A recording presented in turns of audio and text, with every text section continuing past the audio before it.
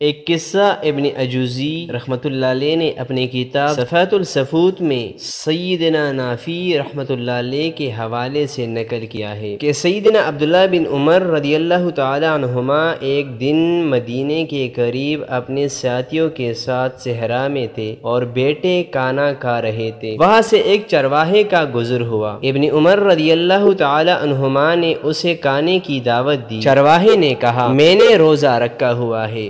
سیدنا ابن عمر رضی اللہ تعالی عنہما نے حیران ہو کر کہا کہ اتنے شدت کی گرمی ہے اور تو نے روزہ رکھا ہوا ہے اور تم بکریاں بھی چرا رہے ہو۔ پھر سیدنا ابن عمر رضی اللہ تعالی عنہما نے اس کی دیانتداری اور تقوی کا امتحان لینا چاہا اور کہا، کیا تم ان بکریوں میں سے ایک بکری ہمیں بیچ سکتے ہو؟ ہم تمہیں اس کی قیمت بھی دیں گے اور کچھ گوشت بھی دیں گے جس سے تم اپنا روزہ بھی افطار کر سکتے ہو۔ چرواہا بولا، یہ میری بکریاں نہیں ہیں، یہ میرے مالک کی بکریاں ہیں۔ سیدنا ابن عمر رضی اللہ تعالی عنہما فرمانے لگے، اپنے مالک سے کہنا کہ ایک بکری کو بھیڑیا کھا گیا۔ چرواہا غصے میں اپنی انگلی آسمان کی طرف کر کے یہ کہتے ہوئے چل دیا، پھر اللہ کہا ہے۔ ابن عمر رضی اللہ تعالی عنہما بار بار چرواہے کی بات کو دہراتے جا رہے تھے کہ اللہ کہا ہے، اللہ کہا ہے، اور روتے جا رہے تھے۔ اور جب سیدنا عبداللہ بن عمر رضی اللہ تعالی عنہما مدینے پہنچے، چرواہے کے مالک کو ملے، اس سے بکریاں اور چرواہا خریدا اور اسے آزاد کر دیا اور بکریاں بھی اسے دے دی اور اس سے کہا کہ تمہارے ایک جملے نے تجھے آزاد کروا دیا۔ اللہ کہا ہے، اللہ سے دعا ہے کہ تجھے قیامت کے دن دوزخ کے آگ سے بھی آزاد کرے۔